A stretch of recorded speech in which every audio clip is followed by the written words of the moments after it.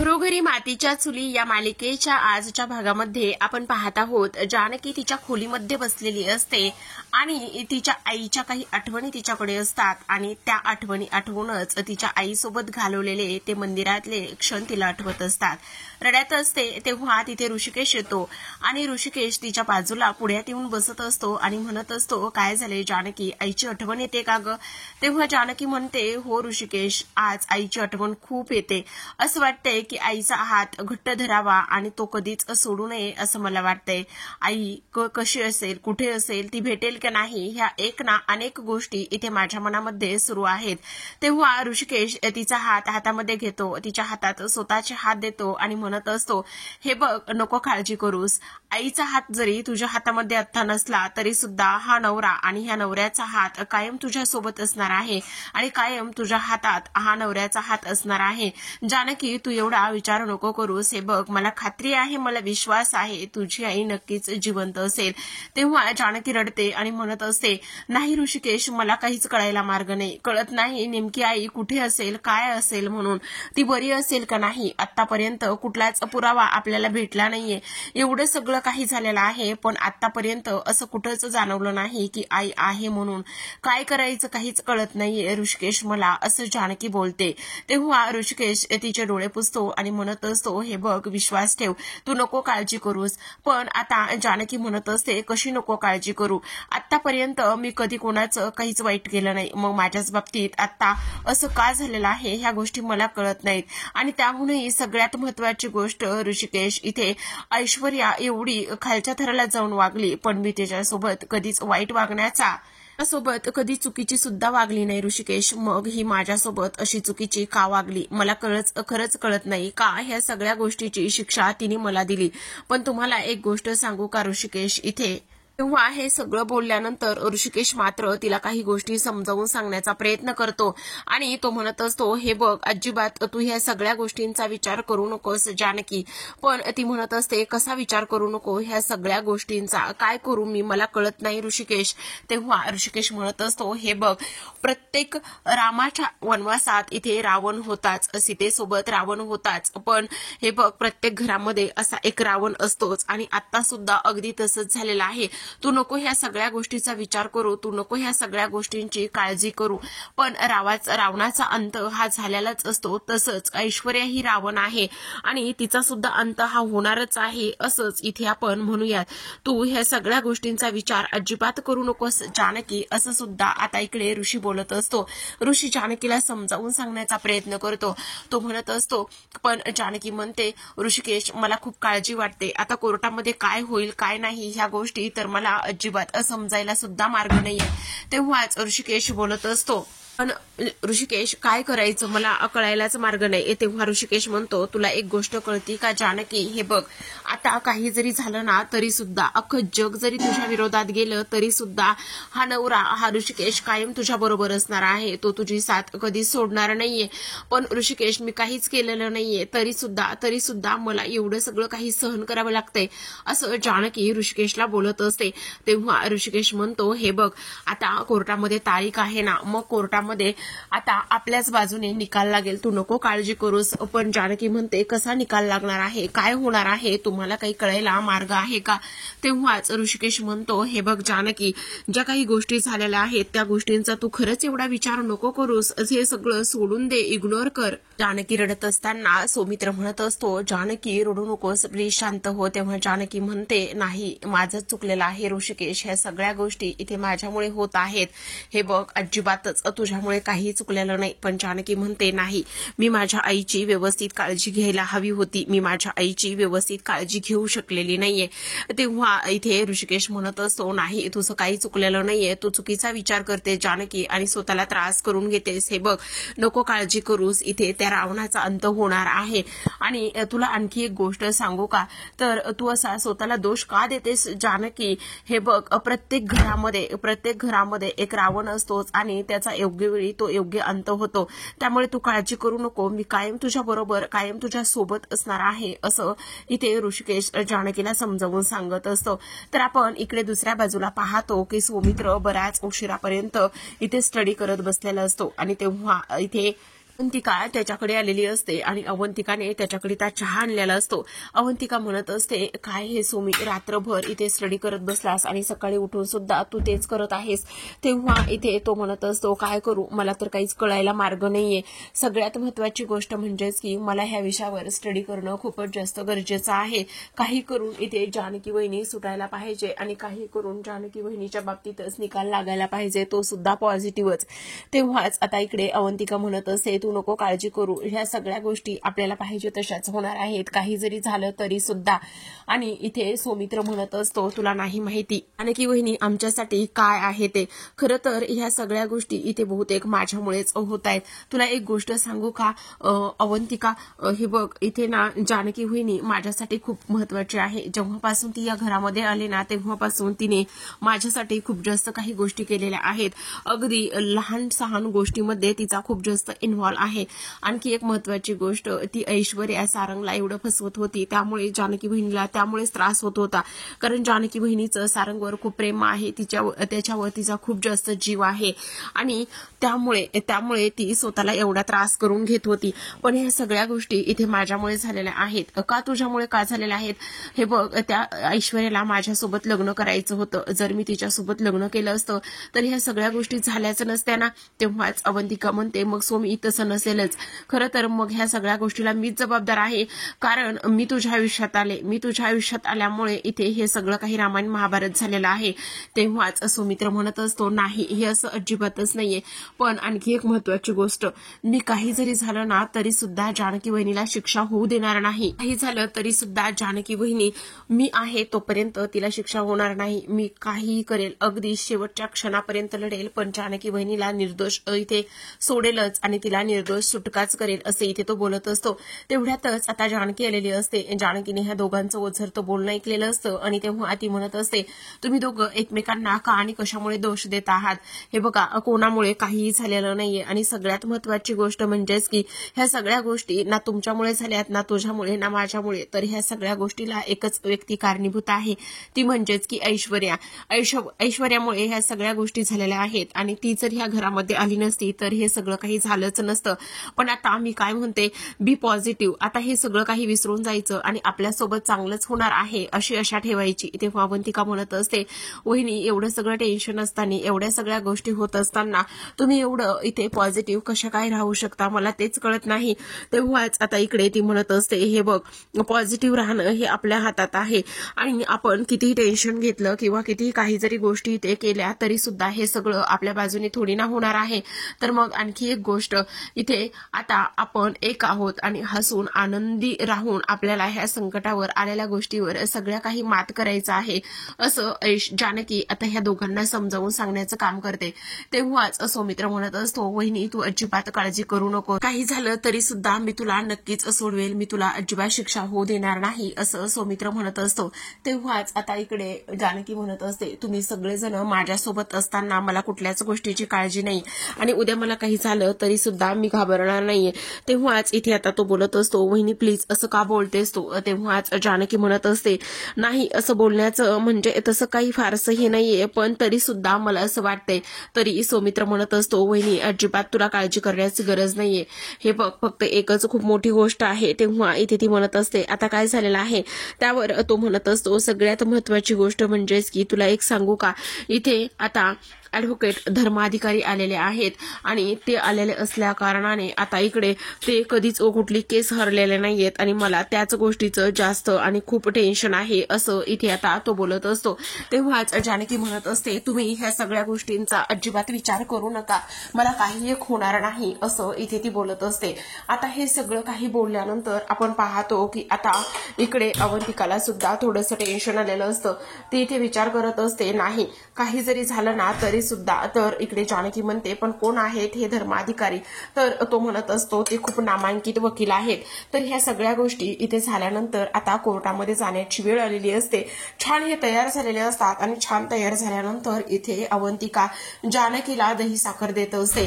तेव्हाच ती इकडे सौमित्रला सुद्धा दही साखर देण्याचं काम करते आणि म्हणत असते, सोमी, अजिबात तू काळजी सुद्धा करू नकोस आणि काही जरी झालं ना तरी सुद्धा आपणच ही केस जिंकणार आहोत, असं इथे दोघं जण बोलतात. बोलतात. आता इकडे मात्र जो सारंग आहे तो म्हणत असतो ती ऐश्वर्याला असा धडा शिकवायचा आहे ना की ती कधीच कोणाच्या वाटेला गेली नाही पाहिजे किंवा कधी तिने इतरांसोबत ह्या सगळ्या गोष्टी करण्याचा विचार सुद्धा केला नाही पाहिजे, असं तिच्यासोबत करा. तर आता कोर्टामध्ये ऑलमोस्ट सयाजी आणि तेव्हा ऐश्वर्या येऊन पोहोचलेले असतात. सयाजी आणि ऐश्वर्या तिथे येऊन पोहोचल्यानंतर आपण पाहतो की आता ऐश्वर्या त्या धर्माधिकाऱ्यांसोबत इथे ओळख करून देत असते, ती म्हणजेच की तिच्या डॅडाची. आणि तिच्या डॅडाची ओळख करून दिल्यानंतर आपण पाहतो की ह्या सगळ्या गोष्टी इथे ह्या पद्धतीने होत असतात. तर इकडे धर्माधिकारी आहेत ते म्हणत असतात आतापर्यंत मी कुठलीच गोष्ट आणि कुठलीच केस हरलेलो नाही आहे. आणि तेव्हा ऐश्वर्या म्हणते पण तुम्ही व्यवस्थित केस स्टडी केलेला आहे ना.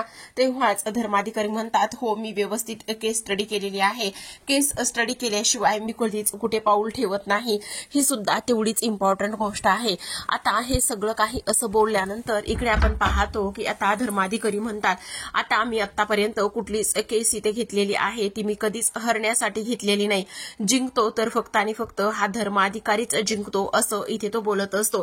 तर इकडे सयाजी म्हणत असतात हो काही जरी झालं तरी सुद्धा त्या जानकीला खडे फोडायला पाठवायचं आहे, समजलं.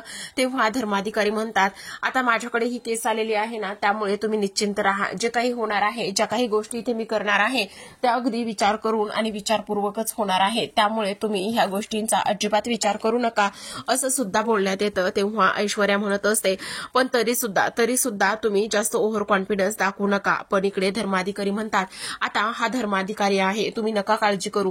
आता इकडे जवळपास सगळेच कोर्टामध्ये येऊन पोहोचलेले असतात. तर ऐश्वर्या सुद्धा आलेली असते. खरं पाहायला गेलं प्रेक्षकांनो तर ऐश्वर्या खूपच कमाल दिसते ह्या ड्रेसमध्ये, खरंच ना. आता इथे ऐश्वर्या सुद्धा येऊन बसते. धर्माधिकारी, वकील, त्याचबरोबर सौमित्र, अवंतिका, जानकी, ऋषिकेश, सारंग हे सगळे जण आलेले असतात. ओवी आणि नाना मात्र घरीच असतात. हे सगळेजण येतात तेव्हा तिथे जज सुद्धा येतात. जज आल्यानंतर आता सगळेजण उठून उभे राहतात आणि जज सांगत असतात आता तुम्ही पुढच्या प्रोसेसला इथे सुरुवात केली तरी सुद्धा चालणार आहे. तर इकडे मात्र लगेचच जे काही ऍडव्होकेट धर्माधिकारी असतात ते धर्माधिकारी उठून उभे राहतात आणि धर्माधिकारी उठून उभे राहिल्यानंतर ते सांगत असतात की आता इकडे मी ही जी काही केस आहे इथून पुढे हे केस इथे मी लढणार आहे, असं इथे ते सांगतात. आणि तेव्हा केस सुरुवात करावी असं सुद्धा सांगण्यात येतं. तेव्हा आपण पाहतो की आता ऍडव्होकेट धर्माधिकारी म्हणत असतात ही केस खूपच अगदीच सरळ आणि क्लिअर आहे, यामध्ये कुठलाच गुंतागुंतीचा विषय नाहीये. एका मुलीने तिच्या आईला मारण्याचा प्रयत्न केला आणि एका मुलीने तिच्या आईचा जीव घेतलेला आहे आणि त्याला कारण तर खूप सारी आहेत, पण ह्या जानकी रणदिवेने लता कारखानीस यांचा खून केलेला आहे, असं ते सरळ बोलत असतात.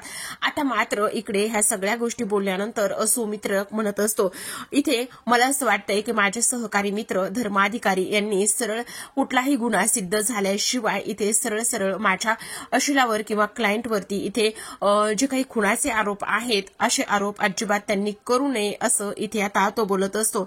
आता हे सगळं काही बोलल्यानंतर इकडे मात्र लगेचच जे काही जज आहेत ते म्हणत असतात अगदीच बरोबर आहे. मग आता तुम्हाला म्हणजेच जे काही सौमित्र रणदिवे आहेत तुम्हाला काही इथे तुमचं म्हणणं मांडायचं आहे का, तुम्हाला काही बोलायचं आहे का. तेव्हाच इकडे आता सौमित्र म्हणत असतो हो नक्कीच, मला तर कोर्टामध्ये किंवा ह्या सगळ्या गोष्टी एका आईसोबत झालेल्या आहेत, ही गोष्ट खूप निंदनीय आहे. इथे असं नाही व्हायला पाहिजे. एका आईचा खून मुलीने केलेला आहे हे कोर्टामध्ये सिद्ध झाले, त्यामुळे ह्यांना होता होईल तेवढी जास्तीत जास्त शिक्षा द्यावी, असं इथे मी कोर्टाकडे रिक्वेस्ट करत आहे. आता हे सगळं काही बोलल्यानंतर इकडे लगेच सौमित्र म्हणत असतो ह्या सगळ्या ज्या दोन गोष्टी आहेत त्या एकावरच अवलंबून आहेत, म्हणजे एकतर तो दाखवलेला व्हिडिओ आणि त्यानंतर जी मनोहरने दिलेली साक्ष, त्याच दोन गोष्टीवरती हे सगळं काही इथे अवलंबून आहे.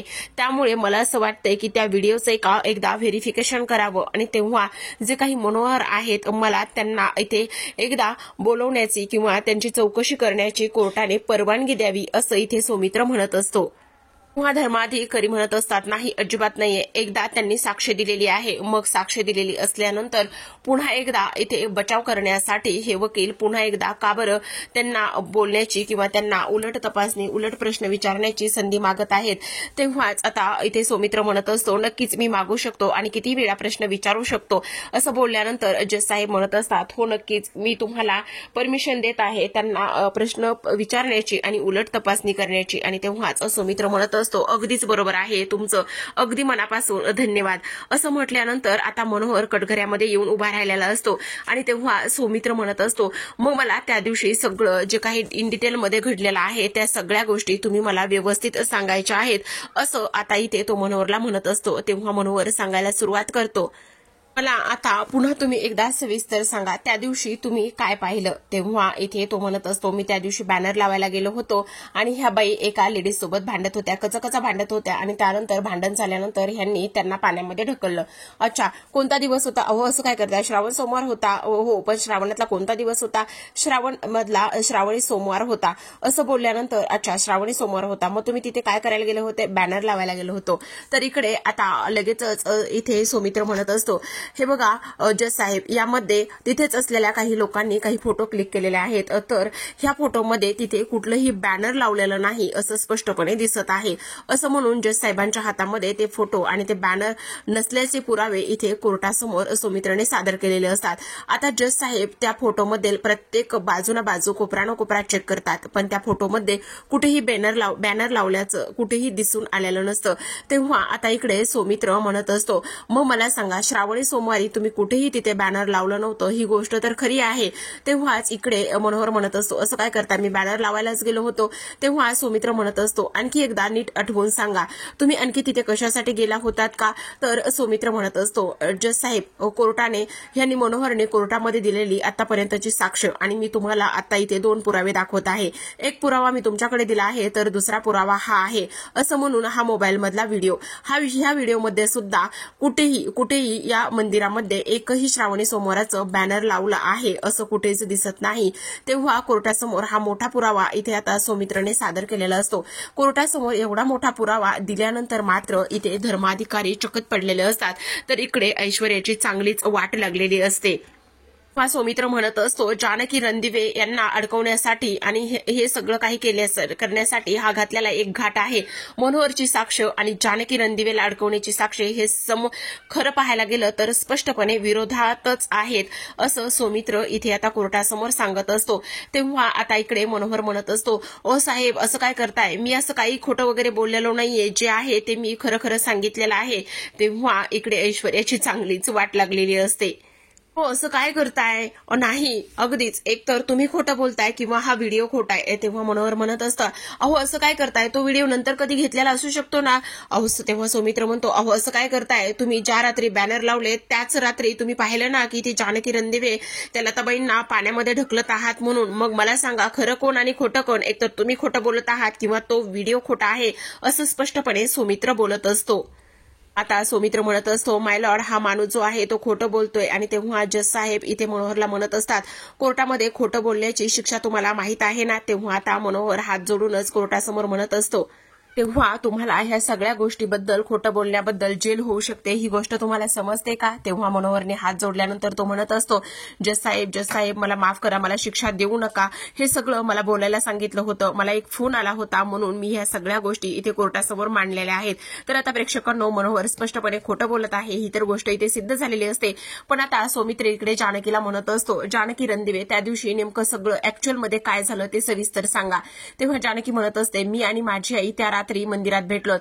मंदिरामध्ये खूप साऱ्या गप्पा वगैरे मारल्या आणि त्यानंतर मी पोहे खाल्ले आणि पोहे खाल्ल्यानंतर मी तशीच गाढ झोपले कारण मला इथे गाढ झोप लागली. पण ही गाढ झोप का आणि कशामुळे लागली, कारण ह्या ऐश्वर्याला मला आणि माझ्या आईला वेगळं करायचं होतं. त्यामुळे ह्या ऐश्वर्याने इथे मला त्या पोह्यातून गुंगीचं औषध दिलं आणि मला चांगली गाढ झोप लागली आणि ते पोहे खाल्ल्यानंतर मी गाढ झोपले आणि त्यानंतर ह्या ऐश्वर्याने माझ्या आईला गायब केलं. इकडे मात्र ऐश्वर्या म्हणते नाही मी असं असं काहीच केलेलं नाहीये, तू खोटं बोलतेस. आणि तेव्हा इकडे जानकी म्हणत असते, नाही ते सगळं त्या पोह्यामुळे झालेलं आहे असं इथे ती बोलते. तेव्हा आता ऐश्वर्या म्हणते, नाही ते पोहे नव्हतेच. आणि मग काय होतं असं बोलल्यानंतर इकडे ती म्हणत असते, तर त्या दिवशी तो शिरा होता, तू शिरा खाल्ला होतास असं बोलल्यानंतर आता जानकी म्हणत असते, तुला ग कसं माहिती मी शिरा खाल्ला होता म्हणून?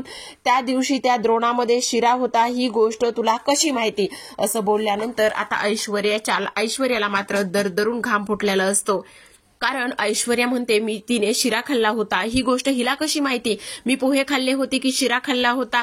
आता हा खूप मोठा प्रश्न आणि हा खूप मोठा पुरावा इथे कोर्टामध्ये जानकीने अगदीच शब्दांची अगदी जुगलबंदी करत इथे समोर आणलेला असतो. तर प्रेक्षकांनो, जानकी तर निर्दोष आहे हे सुटणारच असते, पण सगळ्यात महत्वाची गोष्ट हे सगळं ऐश्वर्याने घडून आणलेलं आहे हे सुद्धा तेवढंच महत्वाचं आहे. तर पाहूयात येणाऱ्या पुढील काही भागामध्ये काय होतंय. तर तुम्ही आता लगेचच आपल्या चॅनलला सबस्क्राईब करा. भेटूयात पुढील भागात. तोपर्यंत पाहत राहा घरोघरी मातीच्या चुली, कारण ऐश्वर्याचं काय होतंय, जानकी कशी बाहेर सुटते हे पाहायला खूपच मजा येणार आहे. तर पाहत राहा. व्हिडिओ पाहिल्याबद्दल तुम्हा सगळ्यांचे अगदी मनापासून धन्यवाद.